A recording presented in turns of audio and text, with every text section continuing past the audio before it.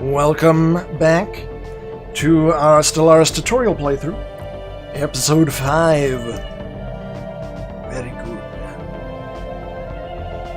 Alright, so we are sending the Atlantic over to Bernard Star to bring them in to our territory. But really, it's Sirius that we want. Sirius 3. That would be the ultimate agricultural world. So we'll bring that into our Star Nation, Star Empire, the United Nations of Earth and Sirius. For all our food needs forever. So that'll be good. Let's look at... Let's move into... Let's see, we have technology. So we've looked through technology, we've learned about all of that. Oh, Empire systems. So we have 3 star systems, 1 colonized system. We have Earth, yep. Then we have our... The species screen lists all types of nominally intelligent beings we have encountered. We can toggle species to display only citizens of our empire or all known denizens of the galaxy. Ooh. Here we can access and technology permitting, modify the traits of species, uplift pre-sapient creatures, and set default rights for all our pops, and set rights per species for our citizens. How very nice. Aha! Oh, very cool. Alright, so we have the humans. Why did these all get full citizenship? Oh, tradition is available. Alright, so we'll now be doing the science division. The number of science and medical officers has been increased throughout the fleet, organized into a special science division. To support this corps of officers, new training programs have greatly accelerated the rate at which we commission new science officers. Research alternatives are increased by 1 to 4 per science grouping thing, and scientist level cap is increased by 2. That is awesome. Level 7s we can have. Very good. And we're only about 3 years, less than 3 years away from our next tradition. Excellent. Excellent. Alright, how's Earth doing? We have 3 more jobs than people. Good. The Atlantic is moving through. We're still growing people. We just got a big boost to our food. Why? How? Something. Oh. Well, the moment we can, we will encourage planetary growth. So that'll be good. I guess I'm not complaining. Oh, because we built the, yeah. We opened up more room for farmers, so more people are farmers. Wonder where they moved around in from then. Ah, clerks. We have no clerks on this planet. So our amenities are a little bit low. So our happiness is a little bit low, which I think affects our stability in the long run. Hopefully it doesn't affect our output too heavily. It's not too bad. It's -1 right now. It's not horrible. And the moment we have more people, we'll be able to get... I mean, clerks are going to be the jobs they'll move into, so that's good. Alright. Excellent. Oh, let's continue learning about the game itself while playing the game. So we have our ship designer, fleet manager, technology, factions. What about this? The faction screen gives an overview of the populace's political leanings. Be aware that shifts in the socio-political climate may give rise to factions. Details on faction sizes, attractiveness to our pops, and how content they are can also be found here. Factions have issues that are important to their overall approval, and our policies and actions as a nation may displease or please these groupings, providing an increasing boost to influence generation. Strength of factions and the nature of their issues can change along with our circumstances, but keep in mind that the happiness of a pop can be affected by the approval of the faction it belongs to. You can also manage factions to manipulate the relationships between a faction and the state, even going so far as embracing the ethos of a strong faction. Well, we don't have to worry about that at the moment.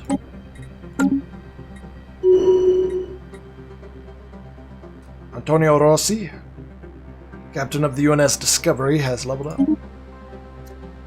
He's a roamer.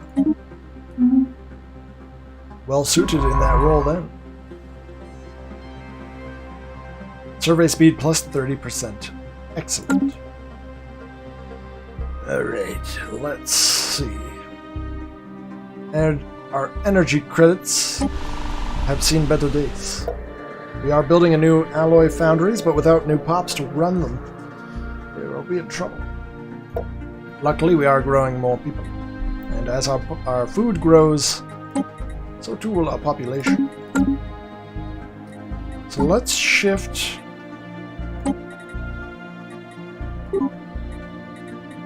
Let's just completely remove selling any consumer goods. Now let's distribute the luxury goods. That should help our amenities, right? Wrong. Because we don't have anyone. Oh, right! Yes, never mind. I don't know what's going on. Excellent. Good. People will be happier, probably. Maybe. Is that all? Oh, I see. We have like. Do we have openings in farming? When I prioritized it, made people move around. It kind of freaked people out for a moment, so I accidentally, oops, or something. Okay, yeah, I think their happiness is happier, definitely. And I think they're producing more, I hope. We'll find out next month.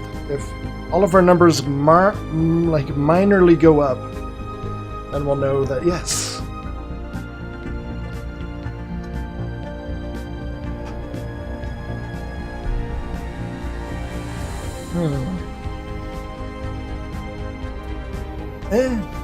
I don't know. Either way, the provision of amenities to the populace is being bolstered by way of a special distribution program delivering luxury and consumer goods. What can you do? Alright, claims. Through the claims interface, we can spend influence to lay claim to star systems owned by others. Having a claim on a system gives us a valid casus belli against the owner, allowing us to declare war for the purpose of conquering it. In wars involving multiple allies, the empire with the highest claim on a system will be the one gaining ownership upon the successful conclusion of the war. Very well. We will now claim Bernard's star. Alright, we're gonna start slowly cutting back on selling minerals. Because we're gonna be spending a lot of them, building up these areas. Well, Bernard Star, and then nothing really to build up in Sirius yet. It's really gonna just be alloys and influence. Wow. And we know about species, that's right, we were looking at species. So we have our humans, full citizenship. We are wasteful, nomadic, adaptive, with a continental... The special project has concluded. Preference. Science officer Fernando Mendez has managed to partially translate the alien mural discovered on Sirius 5A. The text contains a staggering amount of data, and the mural evidently serves as some sort of low-tech library. It describes, in broad terms, collected technological knowledge of an alien civilization that dominated this region of the galaxy some 80 million years ago. A lot of it already known to us. But the data does not contain several... Sorry, it does. The data does contain several promising leads for technologies we had yet to consider. There is enough data here to keep our scientists busy for decades. But we will need an orbital research facility to continue the translation. Intriguing. Very nice. The Sirius system has just become even more important. No, not Siri. No. Sirius. Oh, darn technology. Alright, so we know about claims and species. We know about the The Dabulons, they are molluscoids. So these are like ants, space ants. Racket, a mammalian, little space gophers. More of like a space mole or space vole. The Dabulons, space squids, terrifying. Not gonna lie. They are enduring. They live a long time. They are traditional, and they like the desert. Versus these little guys, they've got nothing. They are. Their climate preference is determined by eons of evolution design or skillful genetic manipulation. They like living on tomb System worlds. survey concluded. Oh, good. Serious. Alright, so not much more in the Sirius system except for 3 and 5. Everything else seems a bit barren. Very barren. But that's alright. Sirius 3 is why we want this system. Look at that. Oh, it's a huge planet. Dense jungle. More dense jungle. Hiding some hot springs. So that's good. So we could build some generators and then just a huge amount System survey concluded. of agricultural districts. Excellent. Alright, Bivum. Survey there. That's worked out. Alright, so we'll send the Discovery on the sort of outer stretch of our little cluster. And once the Pythias is finished, we'll send them on sort of the inner stretch of our little cluster.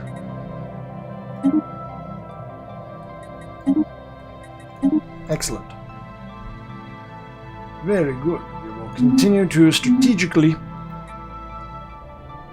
discover and survey planets. Speaking of which, the Enterprise has discovered some interesting things in Stellaris on their way to an unknown star system.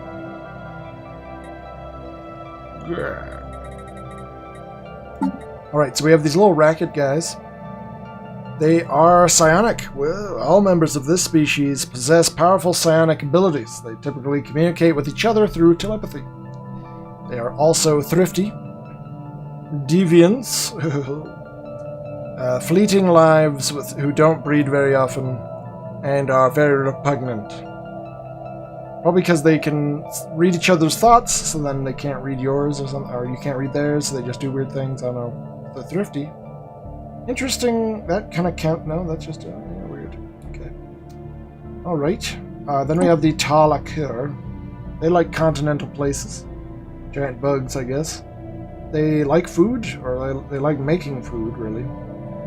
They are natural engineers who are conservationists, but they are quarrelsome and thus solitary.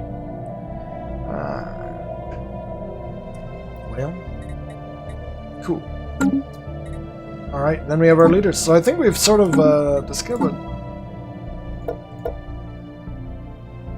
Oh yeah, we need a colony ship. That's the big thing. And ship design. All the ships in use within our empire are designed here. New hull sizes and components will be unlocked as we research new technologies. Alright, so we have the Ronin-class corvette, the Brooklyn-class auto-defense. It'd be cool if you could make different science vessel styles. It kind of looks like that is not the case.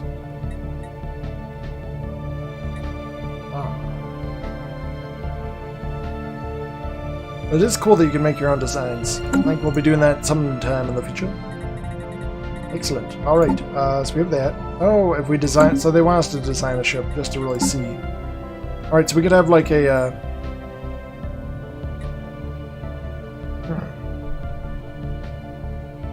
Alright, so the base is pretty cheap.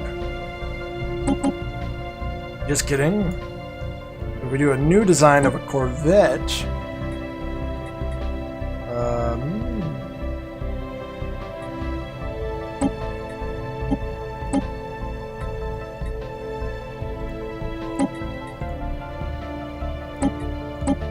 Oh, I see. This is... Aha.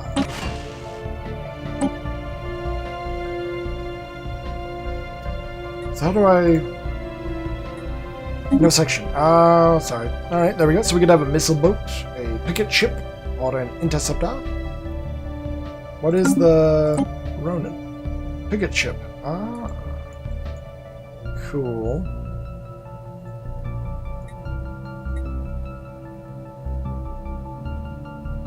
Alright, so you've got your utility slots, weapon slots. What do the S's and the G's stand for? We'll find out.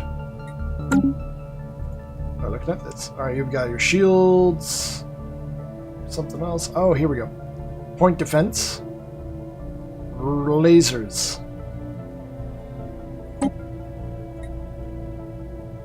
Alright, let's do a missile boat and look at this. This would be missiles. Alright, versus laser. No. Small? Maybe it's small. I don't know. I don't know what the numbers stand for. The numbers, Mason, what do they mean? Alright, so I like the whole of the ship. I think it's the same. No, it isn't. So it's slightly smaller than the picket and interceptor sizes. Alright, let's see if we can't try to figure out how to make it as cheap as possible. Cool. Ooh. Nuclear missile.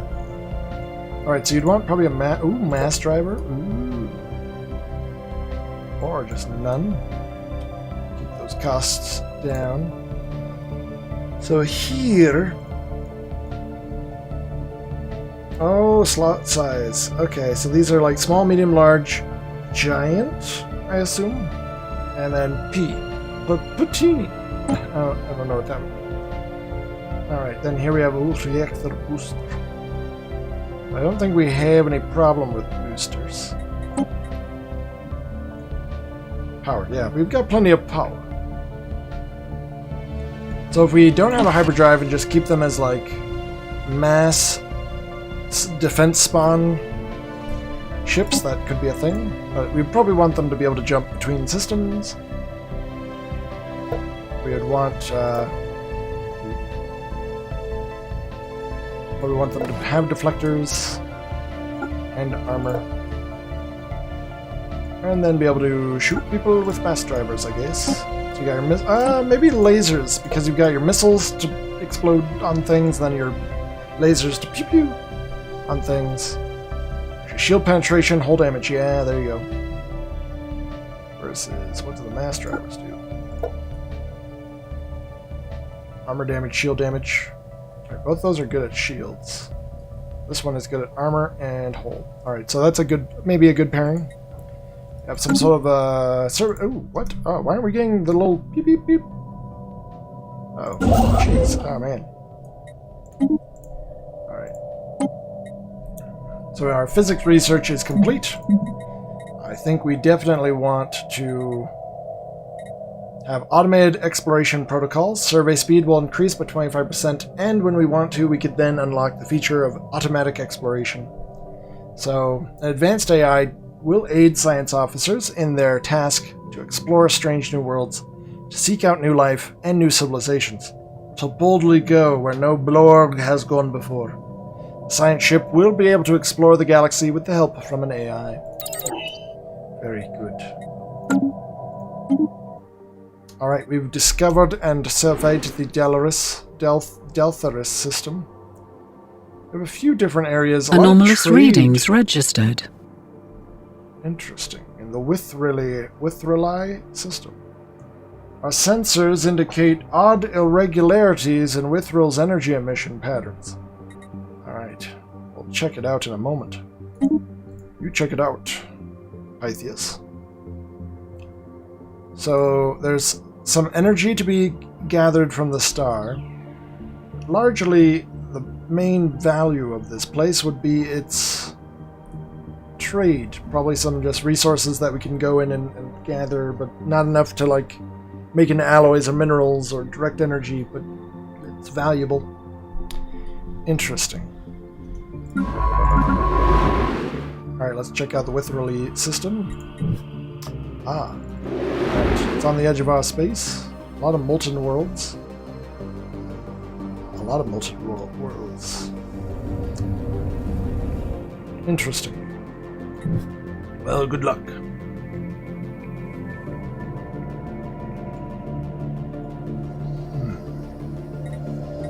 Alright. What was I looking at before now? Unions, we don't have any unions. Diplomacy. Empire. Opinion. Attitude. Neighbors. As our empire grows, trade between our planets will become an increasingly large part of our economy. Starbases with trade hubs collect trade value within their system to be routed to the capital for conversion to energy credits. Anomalous readings registered. Alright, first this anomaly in the Massasim system. Over here. Ooh, several planets of potential interest. Alright, an abandoned ship has been left to adrift aimlessly above this planet. The massive sails protruding from its hull suggests that it relied on solar power to function. Interesting. Alright, let's get the crew of the Discovery to discover. Meanwhile, let's look at our trade routes. So building trade hubs means a starbase can collect trade value from adjacent systems as well. Rich trade routes may attract pirates, though they can be countered by fleets on patrol, and by defensive modules on starbases. Hangar modules are particularly effective for this. Alright. So our current trade value is 11.5. Our collection range is 1. This starbase has a collection range of 1. That means that it is able to collect trade value from its own systems up to 1 jump away. Trade value from a system can only ever be collected by 1 starbase. Alright, protection range. The starbase has a protection range of 0, which means it is able to apply its trade protection to all systems within 0 jumps. And our trade protection is 8, because the starbase has a trade protection value of 8 and guarantees that up to 8 from the trade routes within its protection range will be protected from piracy. So how do we know if piracy is happening?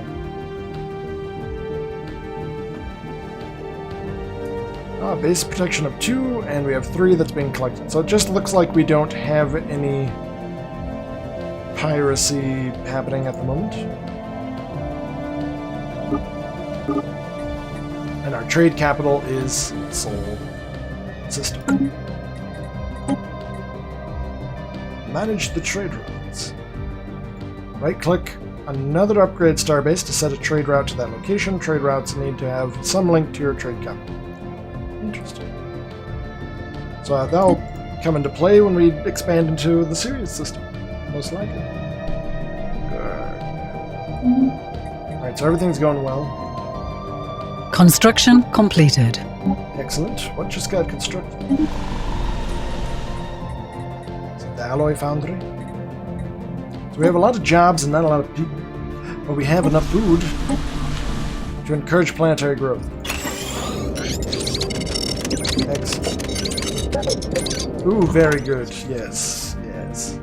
Within 3 months, we'll have another population. So it looks like farmers are getting eaten away at. Ooh, Dolores, our president, has leveled up. Excellent. The government screen presents us with it. The demographics tab tracks the makeup.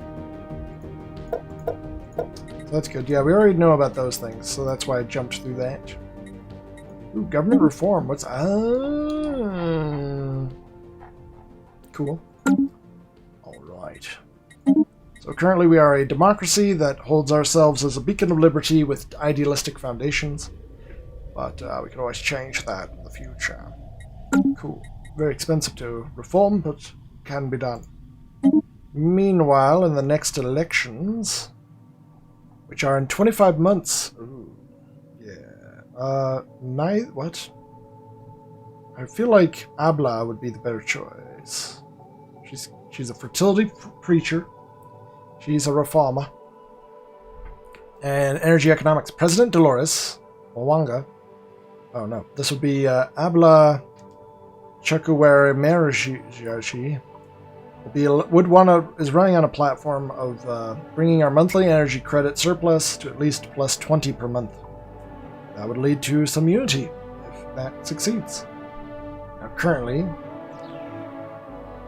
if we construct 2 additional mining districts, which I don't think we need, we could boost some stuff on Earth. Alright, speaking of boosting on Earth, we're going to cut the number of minerals that were being sold to 15, but we will begin to sell 2 alloys per month. That should greatly ensure that our energy credits are in a good place. Look at that. Without endangering our alloy supply. The time comes to build a lot of really important stuff. I want to make sure that we have an ally in our alloys. Alright, we'll go back to slow. Good. So now we're going to be trying to start pushing the speed up as I get a little bit more comfortable with the speed of the game going. A solar sailor. We have discovered an abandoned solar sail ship in orbit around Massim 3. The sublight vessel was built by an unknown culture. Appears to be several thousand years old. One of the massive sails has a large tear where some kind of object passed through, most likely a meteoroid, which appears to have disabled the vessel. Though the technology of the ship is severely outdated, it does possess some interesting engineering design choices. How very interesting.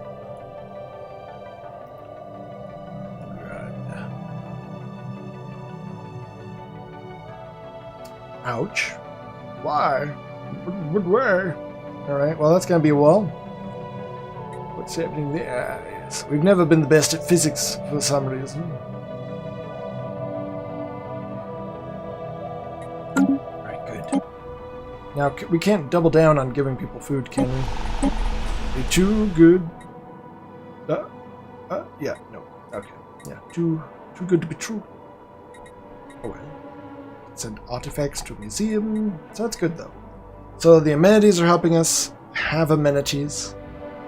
The growth that is encouraged is probably helping us somehow. Excellent. We have a few job openings. Still have some clerk openings. Even some pharma openings. People are metallurgists, which is very nice. Finally eating into all those minerals that we're creating to sell as alloys. Good. We're in a good place, I assume. I'm sure there are things that we should be doing that I just don't know from lack of experience, but that's okay. That's part of the journey. That is part of what we are here to learn about. Now, so maybe it's species? The species rights list allows us to customize the citizenship and living standards of a certain species, amongst other things. Alright. When customizing default rights, rights apply to all pops that have not had specific species rights set, such as migrants, refugees, or other newcomers to our nation. So we have full citizenship, and we can keep it that way. Alright, so citizenship, yep, full citizenship. Pops are free to be politically active, and the species can produce leaders. Oh, cool to know about. Okay, cool to think about. So then you have residents. Pops are free, but are less important politically. The species cannot produce leaders. Okay. Then you have slaves. Freedom is an illusion. For some, this truth is more tangible than it is for others. Construction completed. Cool to know about. Then undesirables. State records do not recognize the existence of the species. That is messed up. We have detected an anomaly. Roger, roger. Alright, we have signs of precursor activity. There are signs of activity by an ancient precursor civilization on this inhospitable rock. This is the diadem system, That looks like it's going to be the Enterprise. That is the Enterprise. Interesting. Now this is a very hard anomaly to research.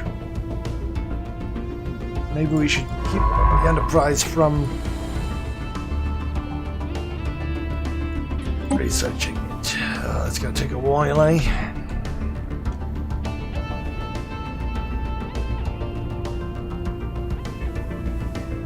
"6 years?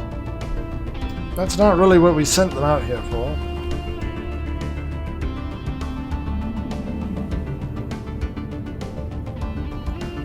She's older. Alright, well, we'll leave them there for a little bit, but if it seems like it's dragging on, I don't know, is there a way to know how fast other researchers might research without having to... Oh, good, you've done it. Alright. Establish an outpost at Sirius. We need Sirius inside of us. Well, it's good to know, though, that the Enterprise is doing what we wanted it to do, which is its massive, long, decades-long mission to push out that direction. And it's working. That's good. Alright. Species, yes. Set for ones. So we have undesirables, then we have living standards. So currently we have star patterns. They're starting. Alright, the latest sensory readings from Winthrill showed the star pulsating regularly. But when the crew on the UNS Pythias arrived on site, there was no evidence to support this data. While most of the crew are in agreement that the anomaly was caused by a sensory malfunction, Science Officer Fernando Mendez discards this theory. Fernando claims to have discovered similar pulsating energy emission patterns elsewhere. Now fears that something strange is happening to the galaxy's stars. They have charted the course to the nearest affected star. Ooh. 25 influence would be nice, but we must get to the bottom of this. Very well. Situation log. Right?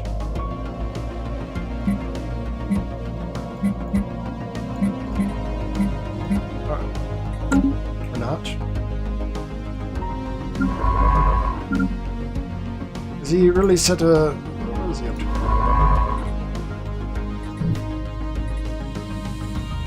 Oh, he leveled up, so that's good.